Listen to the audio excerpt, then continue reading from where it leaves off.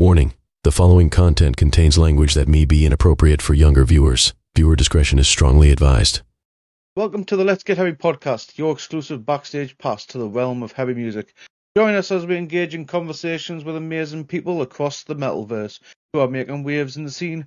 I'm your host Stevie, and this episode I'm talking with Andy from the band Pyres. So let's get heavy.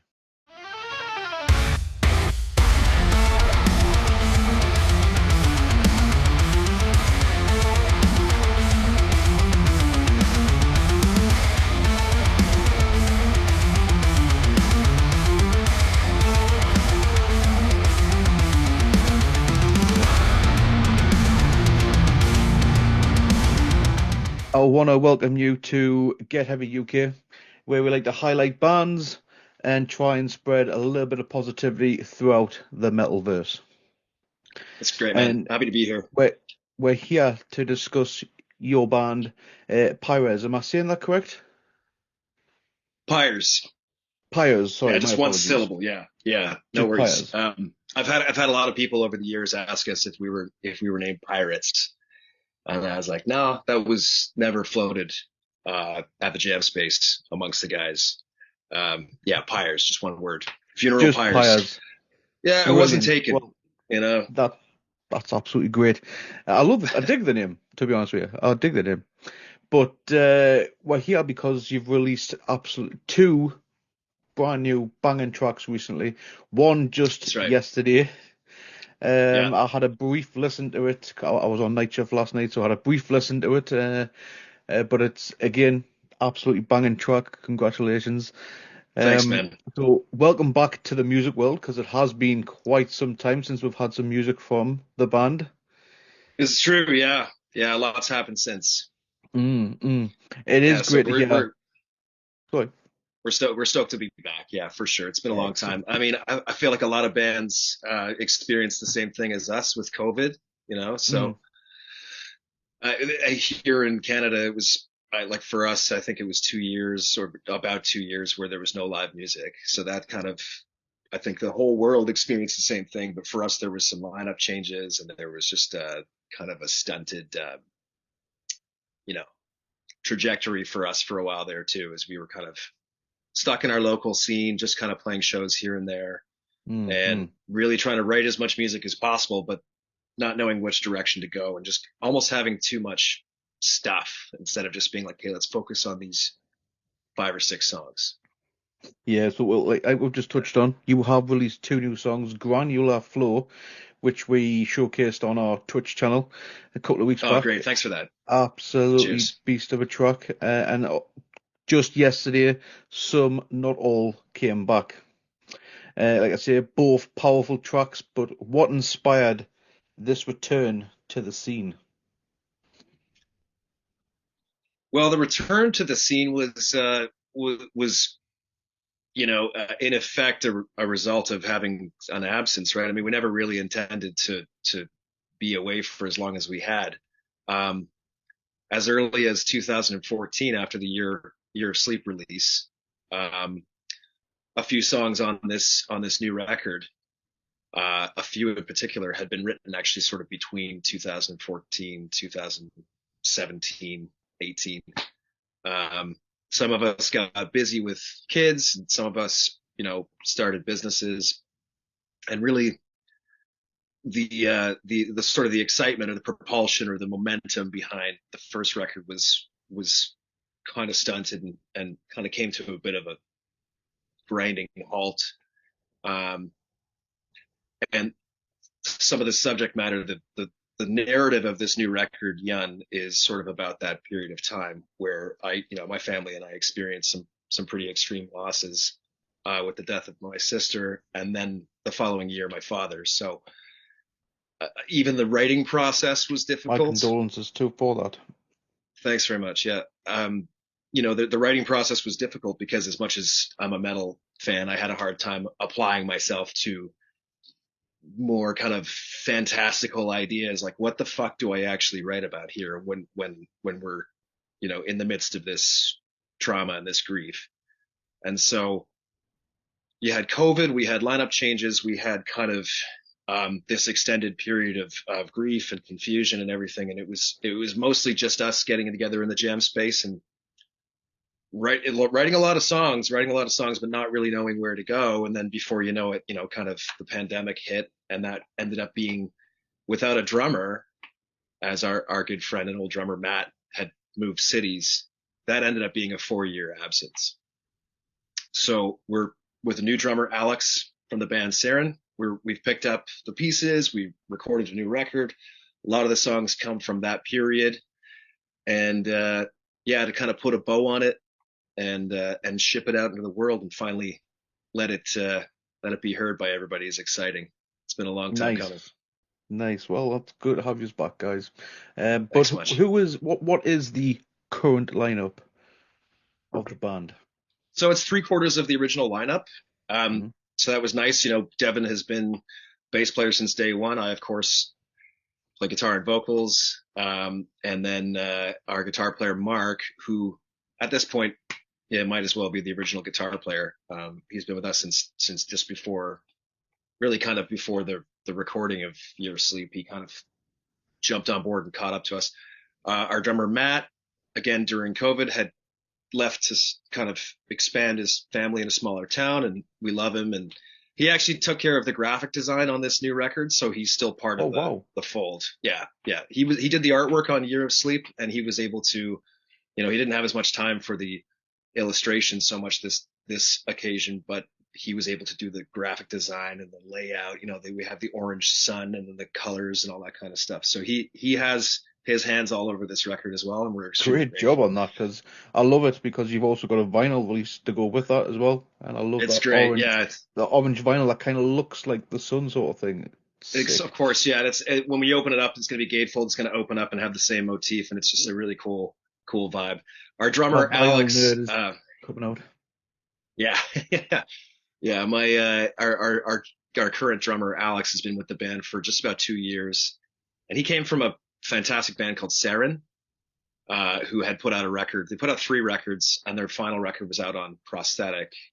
So he's coming with some pedigree and a lot of talent, and he's really helped the band out a lot in resuscitating the vibe. Nice, excellent. Yeah. Well, let's talk about the new music. First up, we've got Granular Flow. It has a really hypnotic drive and rhythm, as well as a dark atmospheric element. Can you tell us about the creative process behind this song? Yeah, absolutely.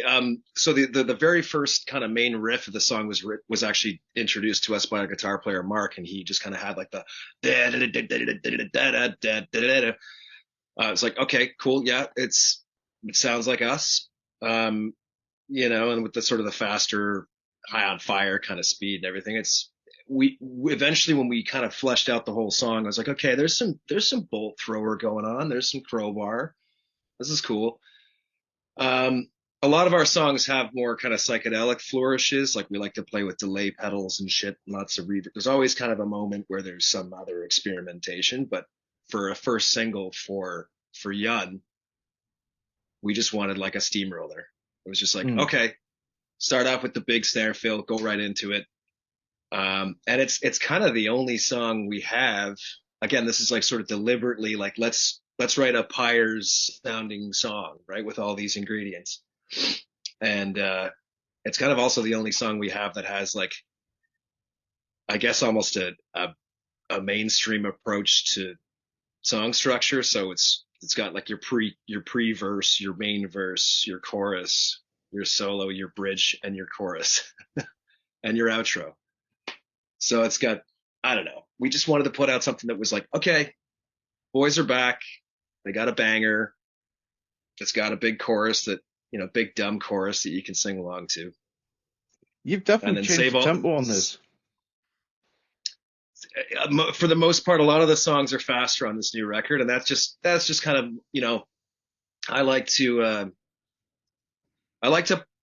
pull in a lot of influences and kind of sort of say this is sort of who we are in the metal pantheon and the spectrum of music that's out there. Is, we love Thin Lizzy and classic rock as much as we love Discharge and Tragedy and crust punk and hardcore. So, and the end of the day, it kind of sort of sounds like the complete Pyres package, but there is, maybe unintentionally, but there is a compulsion of mine to want to kind of push the tempos and just remind myself, you're still kind of a punk, keep things from getting too slow. When we do bring in doom metal elements or sludge metal elements, they're very deliberately utilized, like for mood and effect and emotion. So there's one song on the record that's like 13 minutes long, and it's definitely, an atmospheric kind of doom song, but Yeah. that's with intent. That's going to be the sort of the centerpiece of the record, and take your time with it. Just let it kind of wash over you. This is one of the reasons why I absolutely love Sludge, because it's very riff driven, and I just love riffs. And Granular Yeah. Flow has just an absolute sick riff, so Yeah. absolutely. Thanks, but it's also thanks, man. very, very dark as well, because we've got lyrics. So we've got Granular Flow. This is this heavy burden, ceaseless and slow. Granular Flow, the weight is real. And then again, gouge out your eyes. There's nothing left to sacrifice. Gouge out your eyes. They've seen more than 1,000 lives. Right there is just with the riffs and then lyrics. It's a mind fuck. Do you know what I mean? Yeah, and it's dark. I'm loving it.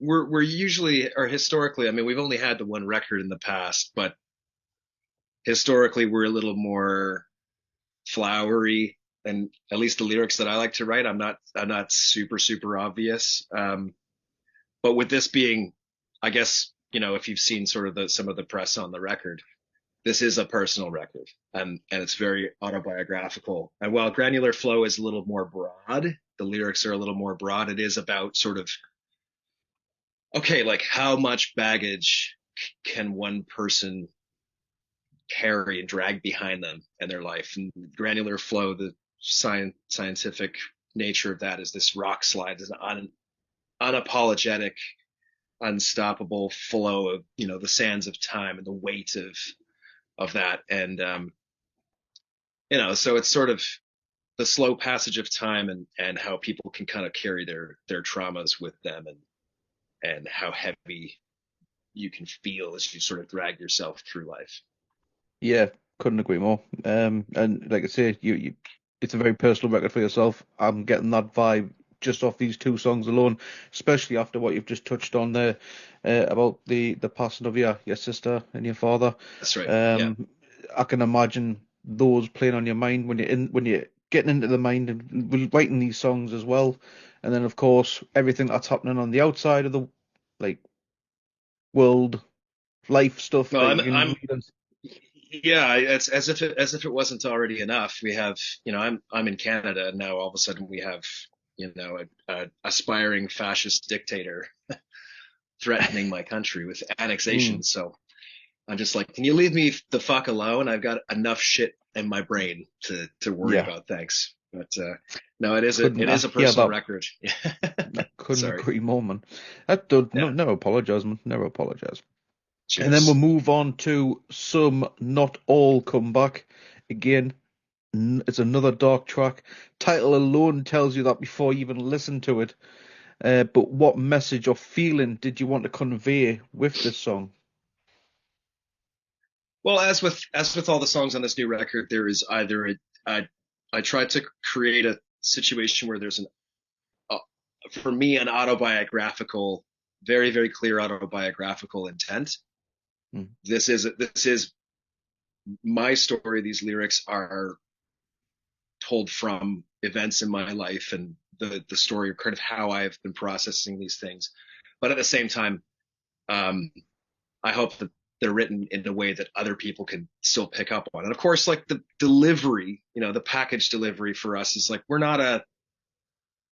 actually not a very morose bunch of guys. We're not all, doom and gloom. And the music that we like to play together happens to be pretty exciting. And sometimes it's not even particularly nasty or bleak sounding, right? So, the delivery of the lyrics, I wanted to make sure that the story was conveyed kind of in two ways. It's sort of autobiographically, my father, who is, I would consider in his life to have dealt with a lot of mental health issues that kind of hurt him in throughout his life and affected the outcome of his life and therefore affected me.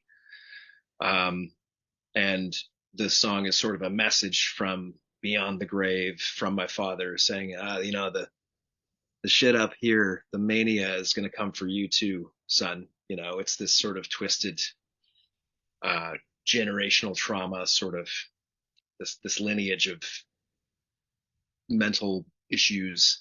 I think we all worry about that if we have, not all of our parents are great, and we all kind of have that worry, like, you see sort of couples when they're fighting, it's like, you're just like your mother, that kind of thing. And then just more broadly for the listener, for the audience, it's just when anybody experiences like a traumatic event, or you sort of gaze into the abyss, or you look into the darkness or experience darkness, that darkness will sort of take from you what it will. And, if you're lucky to be alive, maybe you're sort of walking around as less than a complete person, sort of some parts of you, not all, come back. That was the idea. Wow, mate, that is heavy. That's all I can say to that. That is heavy right there. Thank you.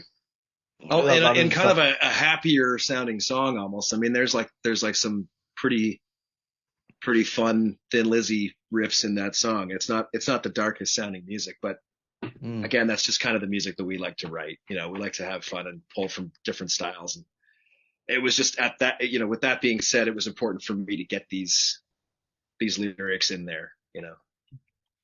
Again, great job, absolutely fantastic. And that is sick. That is heavy, deep. Do you know what I mean? Again, this is why I feel Sludge can represent that sort of style. It does it very well in that. You can get your how can I put it? Yeah, it'd be a lot more difficult if it was, I think in some cases, like some of these lyrics could be, if they were applied to a different genre of music, they'd almost be kind of emo or something. Yeah, I hear. Yeah. But I like, that's what's nice about Sludge is it's sort of the origins of sludge metal coming from sort of late era hardcore punk, early, late Black Flag and early I Hate God. And a lot of those were very personal, topical, kind of street level kind of conversations being had in the lyrics. So I'm not a particularly mythological or mystical kind of person. So I'm glad that we can kind of fuse the realism of the things I kind of want to say with the riffs that we want to write without it being like, if we were a black metal band, it's like, why aren't these guys singing about evil shit? Yeah. Couldn't have said it better. Well, thank you very much for that. But how do these two songs connect thematically, if at all? Are they part of a larger narrative or concept? Yeah, I think if there was a larger concept, it's sort of a saga, like a familial saga in my case.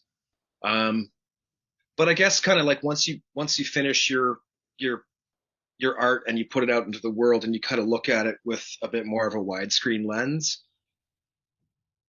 I kind of look at it now as one song sort of supports the other. So, for example, like Some Not All Came Back is maybe about this sort of process of coming to terms with sort of the generational trauma or the worry about some of the mental health aspects there, inheriting some of that. And then there's a song on the record, which is probably our most punk song on the record. And it's called Lineage. And that's more of like a declaration. It's kind of a rally cry or like an anthem. It's written to sound like an anthem, sort of saying, we are our own people. We don't have to carry the weight and the burdens of our ancestors. So, again, I mean, it's not entirely a concept record. It just happens to be that these are the things that I wanted to write about. And because of that, the order of the songs, there was some talk back and forth about the order of the songs and which songs should be first and second and third. So I initially had an idea that was more of a throughway, like a thread from one song to the next. And then, the first order of the record that I had, the other guys in the band were like, "That's too much, man. It's too fucking much." They're just like, it was like 1, 2, 3, 4, like just an assault. And they were like, we need to break it up and have some peaks Like and valleys. mellow it sort of thing. Yeah. Yeah. So, it worked out. It worked out in the end, but the narrative is still there. It's just now it's kind of like, okay, meanwhile, or like, let's revisit this, in the sequence. I don't think anyone else is going to pick up on the sequence, but it like that was initially an idea of mine, was to kind of have this sort of this and then this happens. But Kind of got it is what it outvoted. is now. I'm okay with it now. That's fair enough. Yeah. But the production on both tracks, raw, psychedelic, atmospheric, who did the work with the recording and the mixing, and how did it shape the final sound? Yeah. Well, I mean, we had no doubt in our mind that the only person that we were going to work with was going to be Greg Dawson again for the mixing and the production of the record. BWC Studios. So he was responsible for Year of Sleep, which now I think 12 years later still holds up pretty well. Again, we love Greg. And then with the introduction, kind of fresh blood and excitement from our new drummer Alex. He had done, I think, 2 out of the 3 records with his old band, Sarin, with Simon Larachette at the Sugar Shack. That's out in London, Ontario. It's a city that I've never recorded in. So that was pretty cool. It was just he and I, and it was the middle of winter, and we went out there and we just tracked percussion in a studio that I'd never been to. And we had an amazing array of different drums to choose from and pieced together a kit that Alex was happy with. So that was an interesting experience for me as well, because I've never just tracked percussion like somewhere where it's like, we're going to do drums. I had my scratch tracks with the click all done ahead of time, and we kind of grid mapped the songs and had Alex just come in and just do his thing. And I just got to sit back and say like, play it heavier or whatever. So that was how it started. And then we kind of, split up over the year. We did 10 or 11 sessions with Greg Dawson. So all in, that was the longest we've ever worked on it. The longest I've ever worked on any record, and definitely the longest the band has ever worked on a record. And did you all like kind of jam together, or was it kind of trading backwards and forwards? Definitely a lot of like isolated sessions. So it'd be like Mark and I do guitars for 2 or 3 days, drive back home. Like I run a restaurant. Mark works part-time at the restaurant on the weekends. So he's like, he's like, I can't take 5 days off in a row. And then of course, like, I can't take 5 days off in a row. We all have kids and stuff now. So it was like, okay, 3 days for guitar, 2 days for bass, 3 more days for guitar. Let's go back and do some more guitar. And then this was the first time that I recorded vocals myself. Right. So in a jam space that we and another band have worked really hard to outfit as a recording studio. So that was like an additional probably 80 to 100 hours of me just going, fucking delete, start again, delete, start again. This sucks. You suck. You're a failure. So finally this, what we're hearing is like, to me, it's just like, okay, good enough. I'm done. I can't do anymore. Yeah.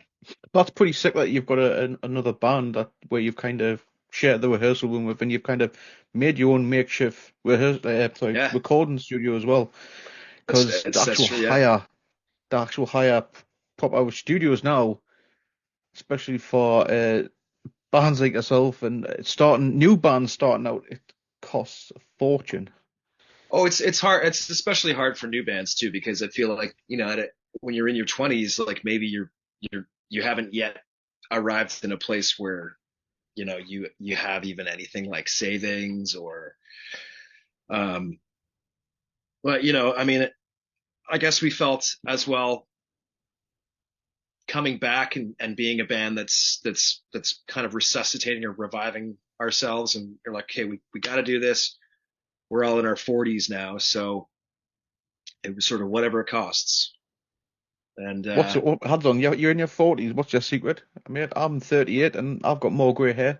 oh, You look like you're I still wish in I. your 20s. Oh, thanks. Yeah. Well, that's from here down is 40-year-old. Yeah. So I just gotta suck it in. I feel you. Um, I feel you. Like I gray say, hairs are I'm coming in 38. slowly, but Oh, mate, I'm 38 and bloody hell, me beard's grey as hell. So, it looks great. You look wise.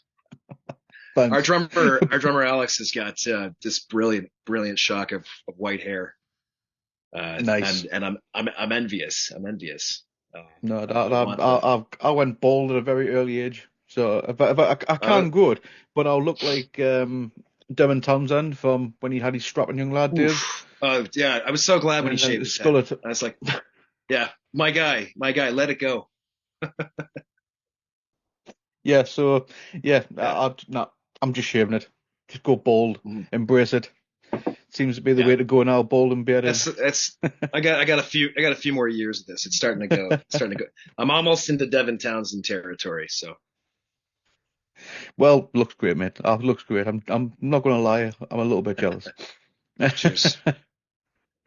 Um, so with these songs, how do you feel your music has evolved since Year of the Sleep?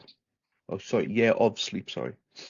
Yeah, there was a lot of deliberation about what was going to be a continuation of the style because as much time has passed between one record and the next, it's really only 13 songs, right? So the first record was kind of like there should have been a follow up a lot sooner after, maybe 2 3 years after that record, and there wasn't. So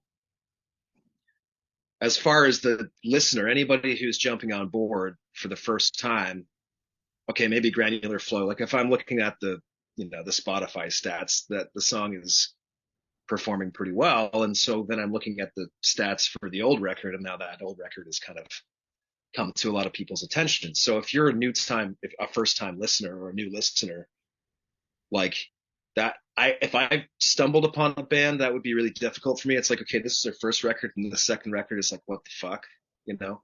I like the combination of our influences, and I like kind of we have like a lot of little influences. We kind of weave them together, and it still sounds like us.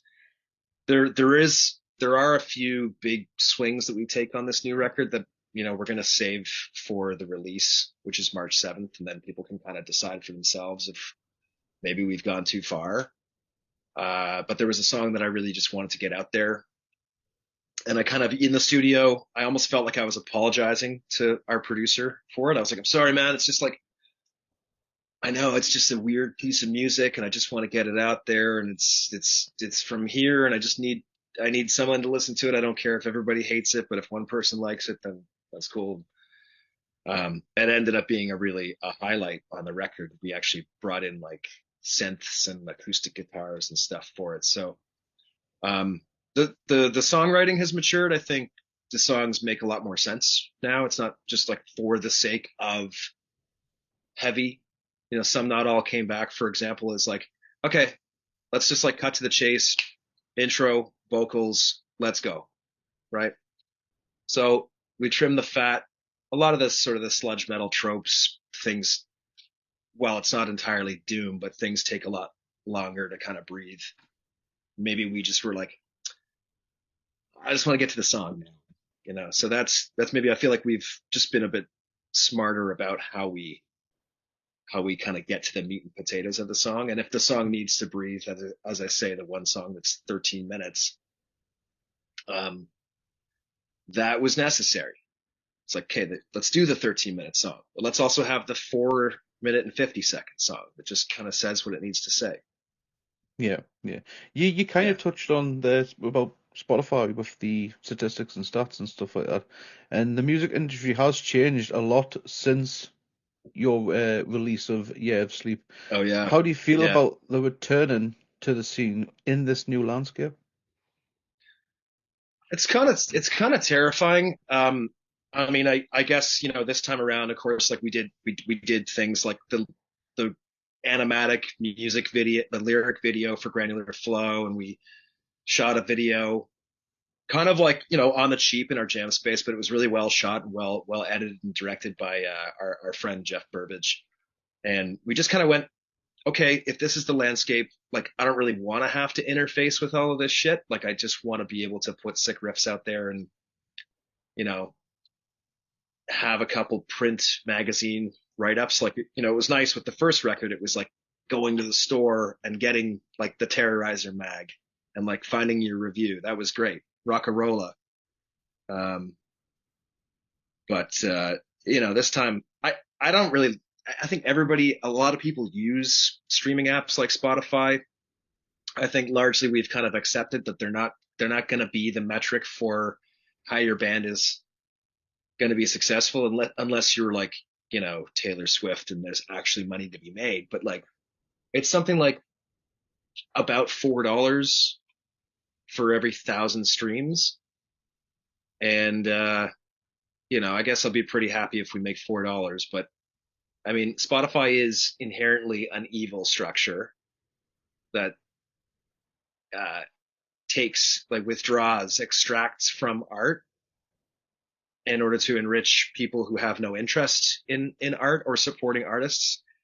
But that being said, having a platform that provides like statistics, I guess, is interesting. Like the first time around, it was like, I had no idea how many people were actually listening to the record. Now I can kind of see like, oh, like we jumped up from a few dozen to like, a few hundred in a matter of a few days, and you get to see that action in real time. So it is motivating, but it's like, again, it's nothing to really kind of fall back on.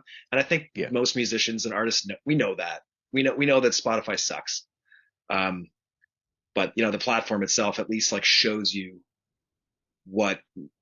how your music is interfacing or how people are interfacing with your music. I think that's handy. It's just, if your music is successful, you're not going to make any money off it. Yeah. Which is right, more important to get out and play shows and sell records. My always problem that I've seen with Spotify included, it's the oversaturation. Is that now there's too much music to be heard. Yeah. You find yourself like scrolling, you're just like scrolling over brilliant records, and especially like you're 38 and I'm 40. I've got a kid, members of the band, everyone I know has a kid or a job. It's like, how much time in a day do you have to listen to music? It's like, I probably have 2-3 hours at the end of the day when my family's gone to sleep to put the headphones in. And it's like, well, what do you choose? When Spotify just presents to you like thousands of options all at once, it's like trying to find something to watch on Netflix. You're just like, I guess I'll watch this dumb John Cena movie, So again, it's like, it's flooding the market and just seeing what sticks. That seems to be kind of like, that's a strategy of other industries like big pharma or, tech in general, is just like, or like people who develop apps. They're just trying to find an audience. And if they find an audience, then they exploit that audience. Mm-hmm. So yeah, it's not the best. I'd like to see an app that spends a little bit more time like focusing on an artist for a little bit longer. Like if we were using platforms like that, it's like, hey, it's High on Fire week, where we're going to showcase this one record for like a week and get it, and give the artist a chance to have their day in the sun before they're buried under another avalanche of music that it's just impossible for people to disseminate from. Do you think we'd ever get that though? It's a good idea, a great idea if Spotify would start doing that, but this is true. Yeah. I feel like we're probably going to move away from, that is the way that we interface with music and the way that we listen to music. I think we should be focusing more on like independent distros and labels. I mean, before social media and before Spotify, like I used to just have record labels bookmarked on my computer. And I was still online, but I had like, Season of Mist or Ipecac or and just be like, oh, what's new? And then just check back on the websites and just direct the traffic back to the artists, back to the people who release music. And social media is extremely helpful. Obviously, like our Instagram, we put the time in and we work on it. We make sure it's doing what it's supposed to do to generate whatever we hope it's going to generate. But there might just be a move away from relying entirely on these giant digital platforms, and just like, especially if the big three, you've got like Elon Musk and Zuckerberg and Bezos controlling everything. It might be kind of part of that's a different resistance subject altogether, then. Altogether. But yeah, it's definitely on my mind again as a Canadian. Yeah, couldn't agree more. And as well, even more adding on to that oversaturation is now the use of AI generated music, where people are now just trying to make a quick buck and just releasing AI generated music, putting on Spotify and hoping it gets something. That's not helping. Yeah, I did hear that. I did hear that, and I saw recently that there's, I guess, what some people are touting as like the first fully AI generated movie. Like, no thanks. And this is going to crest. It's the use of AI in entertainment. I think, like, if you're interested in a metal band, you're like, you don't want to hear a program create a sick riff. You intrinsically, organically, like in your soul, you like a riff, and you kind of know that it's performed by a person. It's like, who's your favorite guitar player? Like, oh, that's a Matt Pike riff. That's definitely fucking Cantrell. Like, who cares if a program sequences a bunch of cool notes together? It's just not, the connection's not there. Like, if you're the type of person that's listening, yeah, exactly. Just, if I'm like listening to a sick riff, I'm imagining my hands on the fretboard, like figuring it out.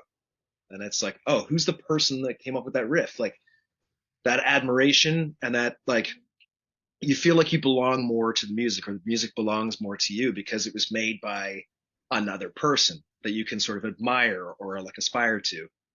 The problem with AI, I think the biggest problem with AI is going to be disinformation, and how it can be used to kind of like sway public perception. I think art will survive. Yeah, I appreciate your time on discussing AI. That could be an entire massive conversation.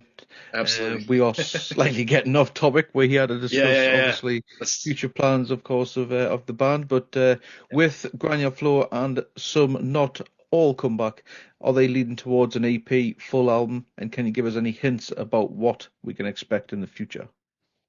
Yeah, so it's a full album. It comes out March 7th, 2025, on Hypaethral Records. That's a Toronto label run by some great people from the community here.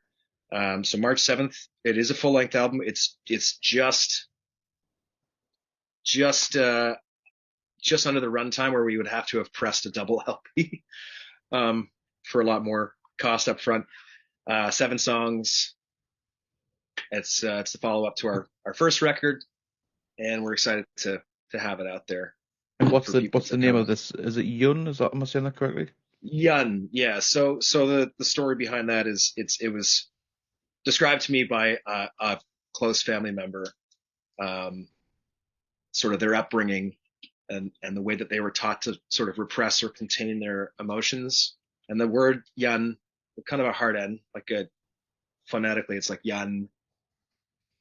Was sort of a way to teach her as she was growing up to contain their problems or contain their emotions, or like, find the inner strength to like just like hold, but it was also sort of a way she learned to not burden other people with her problems. And so because of the personal matters and the lyrics on this record and the personal subject matter, me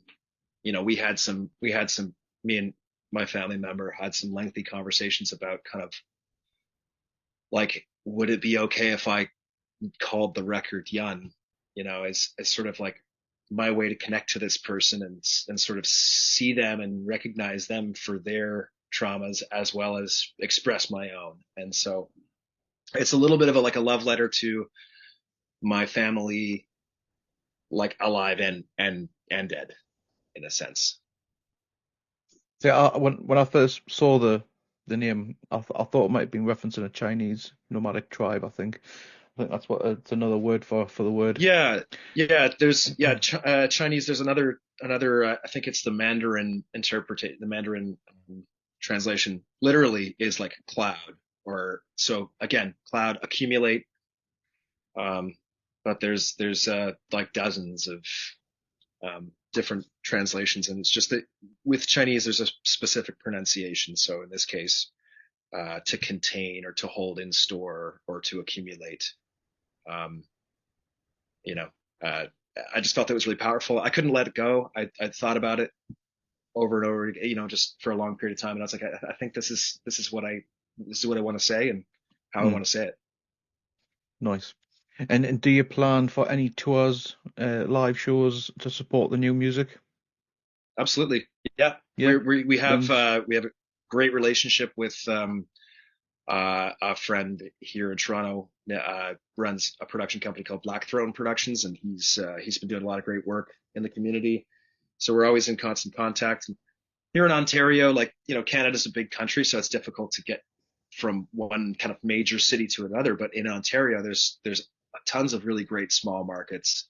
So the first thing we want to do this kind of spring and summer is get out to some of the other surrounding towns and cities outside of Toronto, and then we Are are you doing playing a home show to do like a release party for the album? Yeah, Sort of thing? that's in the works. That's in the works. Yeah, it's a matter of timing and a matter of kind of the lineup that we have in mind is it all depends on who's available. There's the dream lineup for the release show I already have kind of sorted out, but so it's a matter of who else is available, and it's a pretty competitive market. Not competitive between bands, but it's like hey man, like get your own show kind of thing. Like everyone's, if you look at like how many dates some of these promoters actually have booked in advance, it's kind of mind boggling.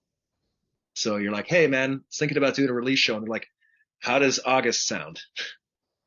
Right. It's interesting. Definitely, because especially here for promoters, except promoters work together to try and put on the shows to so it shows That's right. how much the UK and Canada are different between that. That's Yeah. just when you said there before, get your own show sort of thing. Promoters would be like, no, how come we help? Do you know what I mean? That's the way we do it, because we run a small show as well, little festival, Get Heavy Festival, and we all always try and help other promoters. Yeah. Well, as an example of that, actually, it is very healthy, very cooperative, and very supportive. Good. I meant that more as a sort of a sarcastic, like the feeling of like, okay, like everyone is trying to get shows, and it's a relatively small market, even though Toronto's a big city.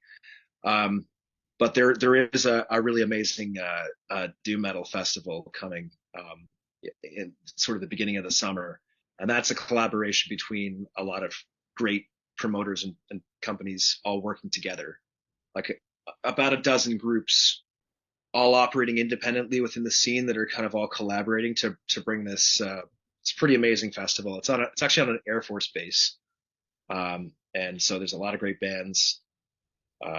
We're really excited about that one. It's gonna be a good showcase for the scene here.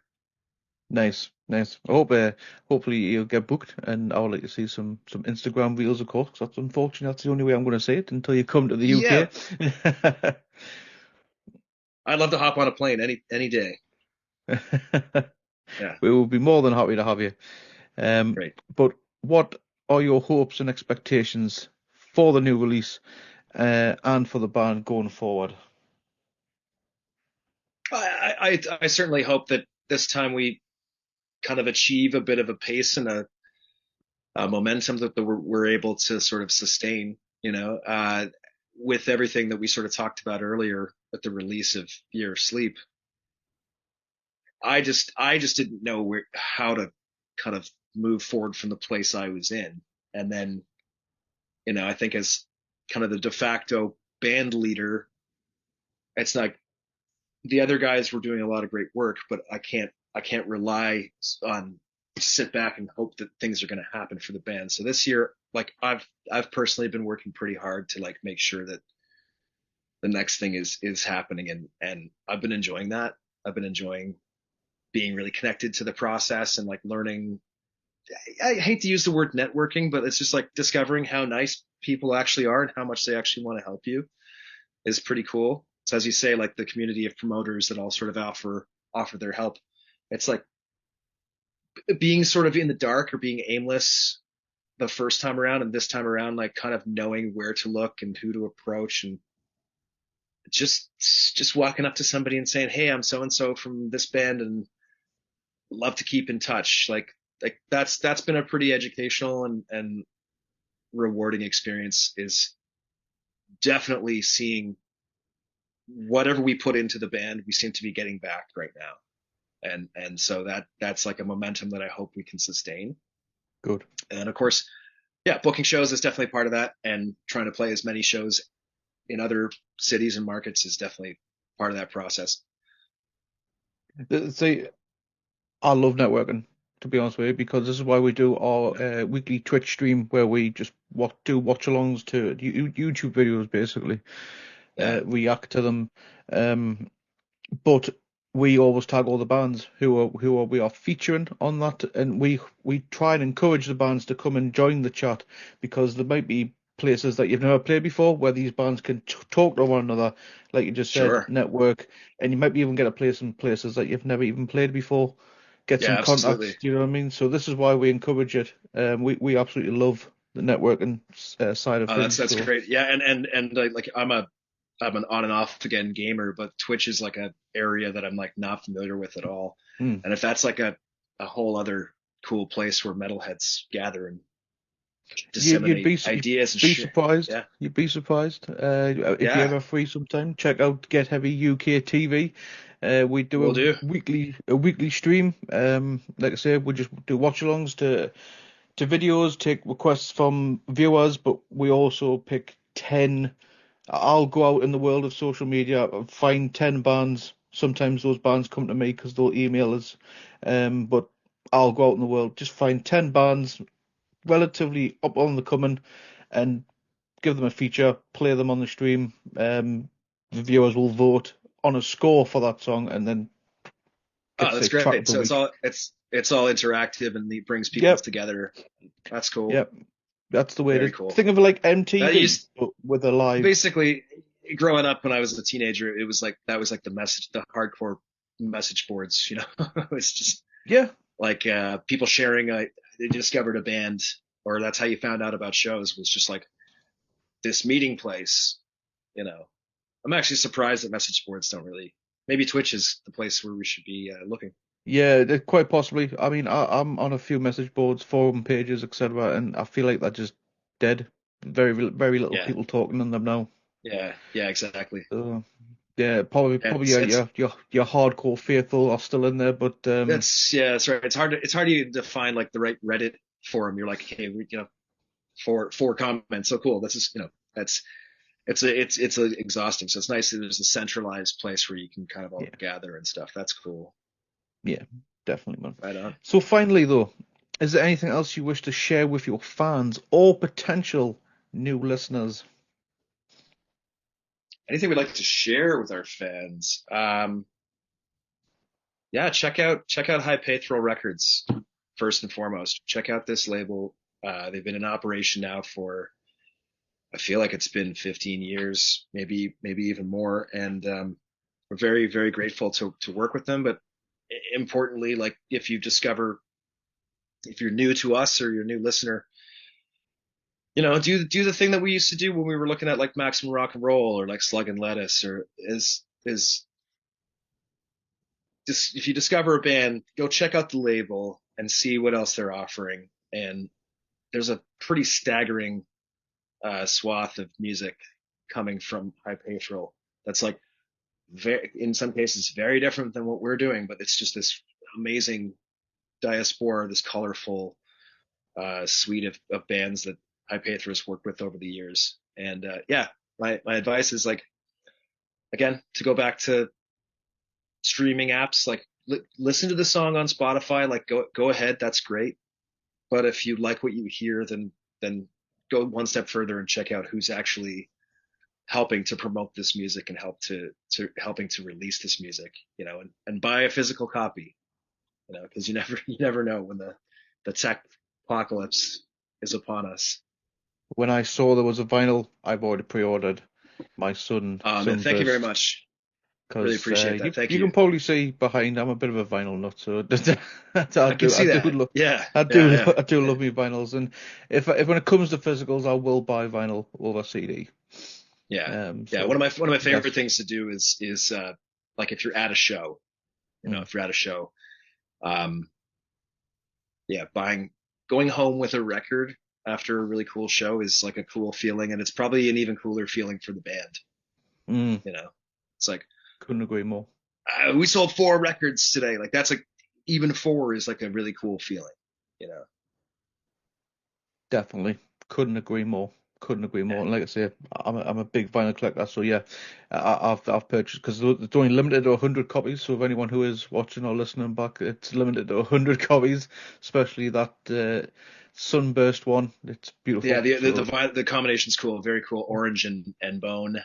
mm, That was the label's suggestion, and then it ended up being complementary to the artwork too. So it's like you it open up the did. record, it's orange, orange, orange. 100 black and 100 orange and bone variants. Yeah, yeah. Lovely, absolutely lovely. As soon as I seen it, Right? it blends so well with the artwork, the colors and everything. Yeah, Do you know what I it's mean? I gotta put it beside the other one back there. Yeah. So you've had to Finally get acquire some. one Yeah, yourself. yeah, I do. Nice. Nice one. And other Cheers. than the physical, where can people find the music and keep up with the latest news with the band? Yeah, there's our Instagram, Pyres_burn. That's going to be probably the busiest place for the band. Um, Mm. just happened to utilize that app the most, and then the Hypaethral Bandcamp, Hypaethralrecords.bandcamp.com is where you're going to find all of the digital CD vinyl information, as well as like we've got some cool merch. There's a pre-order going on right now where you can get a vinyl, a vinyl, a shirt, and a silkscreen poster. Actually, I have these really sick posters we got done here locally, so that'll be hand numbered. But yeah, the Hypaethral Records .bandcamp.com is going to be sort of the central place where you can like order the record or order the shirt, um, download the record if you wish, and then yeah, keep up with us on Instagram. Primarily, I think Facebook is kind of dead. It's really difficult to navigate for bands, and I feel like there's a lot of spam. Like there was like 3 months there where we kept getting we just got like hundreds of new followers, and they were all like fake profiles of Big bot um sort of thing, bot account just sort weird. of thing. Yeah, but it was a weird thing where it's like there was, I don't know what the algorithm was doing that day, but it was like a bunch of fake profiles from like Nepal. And I was like, there's no Mm. way that 400 people from Nepal like our band, you know. So I've just kind of fallen off Facebook, and Instagram still seems to be pretty secure. You can kind Have of you trust. tried Blue Sky yet? I just got Blue Sky because I feel like it's time to get away from Twitter. I've noticed, we have like 500 followers on Twitter. Uh, I'm gonna keep calling it Twitter, No, no, I and do as and well. it's like if I post anything on the Twitter, it gets zero traction. Mm. So I feel like they've all fled to Blue Sky. So I will be checking out Blue Sky. Yeah, definitely check out Blue Sky. We're on it, and everyone seems to help. Like it seems like a That's bigger, better place for artists, podcasters, great. bands Yeah, in yeah, general. Do more you know what I more. mean? So Yeah, probably less of a you know unintentional spamming of you with like certain kinds of information or yeah, certain kinds of hmm hmm opinions. Yeah, that's cool. yeah. So Yeah, I'll check it out for definitely, sure. it's a handy little place to be. Like I say, we use it Great. with them with it. Yeah. Well, Andy, thank you very much for your time. It's been Thank you, great chatting to Stevie. you. I absolutely dig Yeah. your vibe. And Thanks, I'm man. going to end our conversation with our creed, which is the rules of the pit are the rules for life. When someone falls, we pick them up. I like Thank you that. very much. Right on, man. Thanks for